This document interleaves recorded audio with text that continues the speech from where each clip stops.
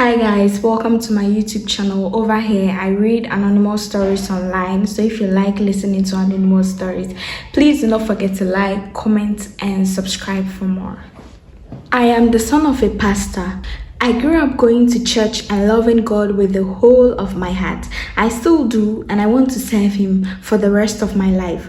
Right now, I am writing from my mother's sister's home. We are 4 children, 3 boys and a girl, of which I am the second son and third child.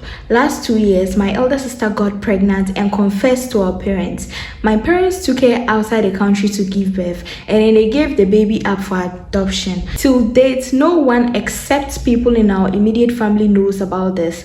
Also, some time ago, when I was still little, my older brother, who was about 20 or 21 at that time, had gotten himself in trouble for grooming and having sex with a 14-year-old girl in church. He had been dating her since she was 12 and finally had his way with her when she clocked 14. The girl's parents wanted to cause a big issue, but my parents coaxed them into keeping it behind the curtains. They paid the girl's parents to keep silent, and they are currently sponsoring her through the university so that all these wouldn't come out to the eye and ears of the public. I have seen my parents cover up some other shit in our family to keep up with appearance, even down to dad covering up for our car mistress that cheated on her husband because he didn't want that type of bad image on his church. I have always been attracted to guys. I have tried very hard to look at women the way other boys do, but I just can't see them in that light. I have hated myself for a long period of time and would pray fervently to God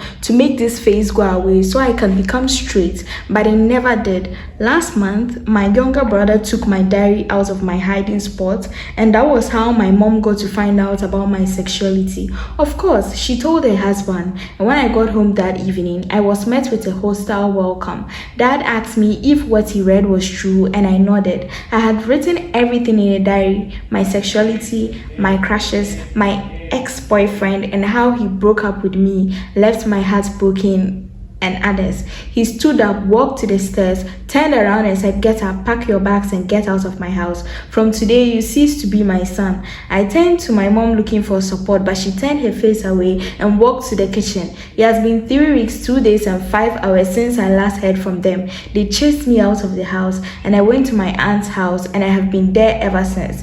My aunt has tried begging them to take me back, but they refused to acknowledge her. They asked her to throw me out to the streets if I was an inconvenience to her, because that's exactly where I belong. I honestly don't understand how my parents would forgive a literal teenager getting pregnant, forgive and even cover up for their child lover son, and disown me without hesitation for being gay. Please, I need advice. What can I do to get them to take me back? They've made up their mind that they will not take you back. Oh. They don't want you. They would tolerate a child molester at that point. It's a pedophile, but they will not tolerate when you've even done nothing wrong. Oh, you have done nothing wrong. It's your choice of life and how you decide to. You've done nothing wrong. It's nothing that you've done that they will go and say like you've gone to rob, you've gone to nothing. They may not be in agreement, but throwing you out is not the best solution. Somebody got pregnant and got to be flown out, and somebody did something and they had to sponsor an education, but when it comes to you, this is what they do to you. Are you even their child? They said you can never hide anything, and I believe that all these things that they are trying so hard to hide now, it will come back and bite them.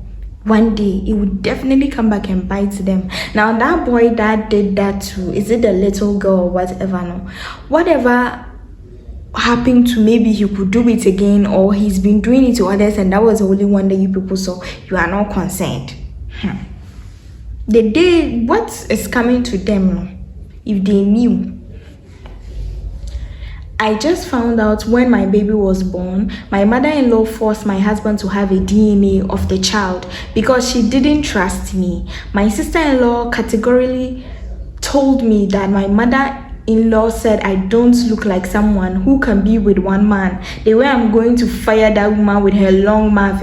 She's been on my case for long, and I've always applied silence as my weapon. But to call me a whore, she did get it hot from me today. Very hot. As for my husband, My sister-in-law recorded the whole conversation at the hospital and took shots of when they were drawing my baby's blood. The least said about my husband, the better. I'm just going to be confrontational with that woman today. I need to find out her problem with me. If she says I should leave her son, Charlie, I did just go because what with all these unnecessary bullshit?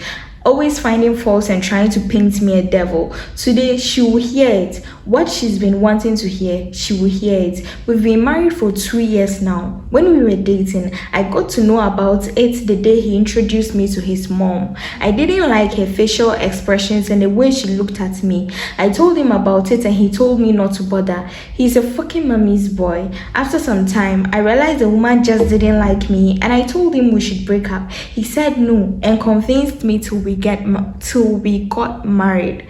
That woman can't raise her hands at me.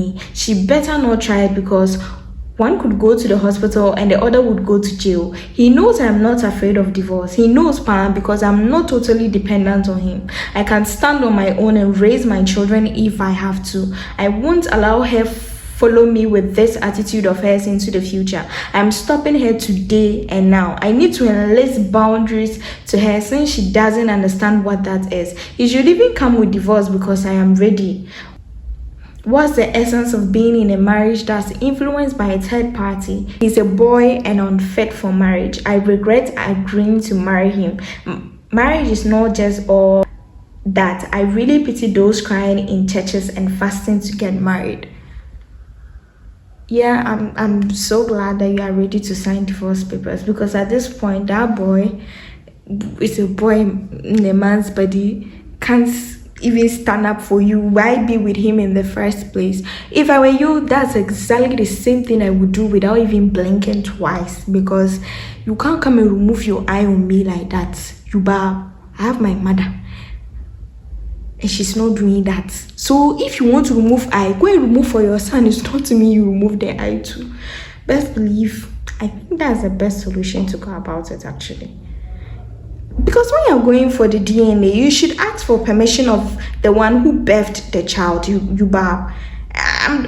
It will look some way, but they should ask you for permission first off. You can't just carry, when the baby was in your stomach, was it in your stomach? Then you carry the baby and go and do whatever you want. Is it? So when you now finish, yeah, she's not serious.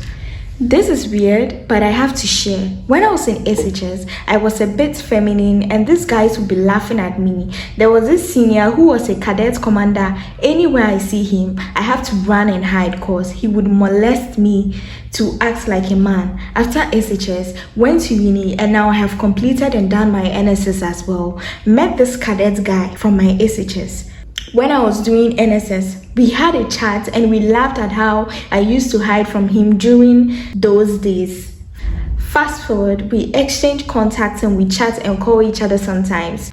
Little did I know this guy wanted to have his way with me. We planned an outing this December and he sponsored the tickets and picked me up from my house. We had fun at the event. We roamed clubs from Mosu to Laboni to East Legon and Daybreak. I went home and he also did same. In the car, he played music and I was just singing along and making noise at that point. I knew I was gone. My feminine side popped out and I was all myself.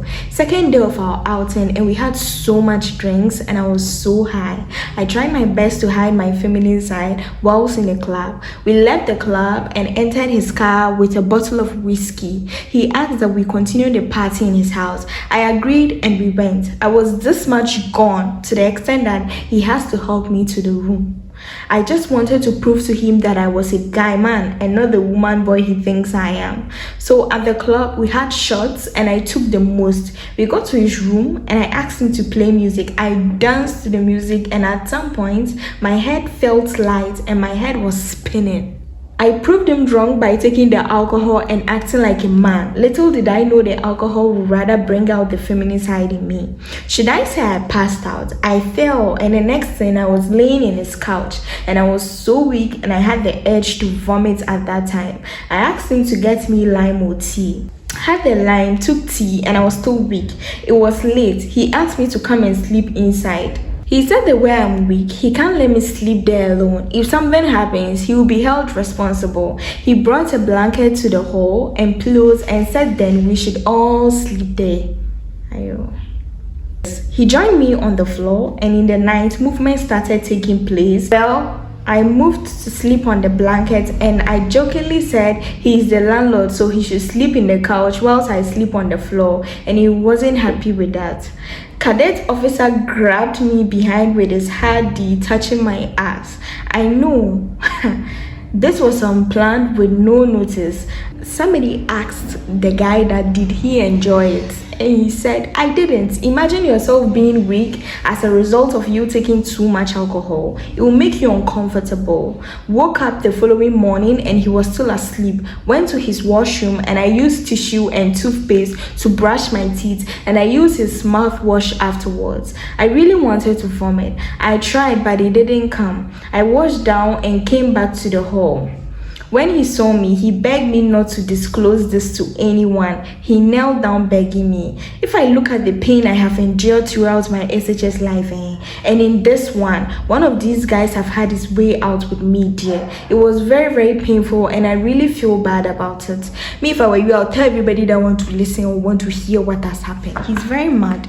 Those are the people that they say that they are hiding what they are or who they are or whatever, and then they bring out their rage, they put it on you. So when you see people taking certain things personal sometimes, not because of anything, because they just can't be outright like you are, and they are jealous, so they are taking their anger out on you. And I'm so sorry you had to go through that. Me crying. If me, I was the one that did breathe. If you see me and I see you pass, because I will not even smile at you. You are courageous, so because you even smiled at the person now. See why you should not play with dogs. See, doesn't even have respect. I'm sure that you overdrank. Probably he did or he did not, but that didn't give him the right to do that because it was his place. And then they will see us there, like the. Everybody will see us in that place. Like the noise that will make. I'm so sorry I had to go through that. His own is coming, shouldn't worry. Useless, whoever that is. I've come to the end of today's video. Thank you so very much for watching. Please subscribe because I am almost at 1K. And thank you for watching, and see you in my next video.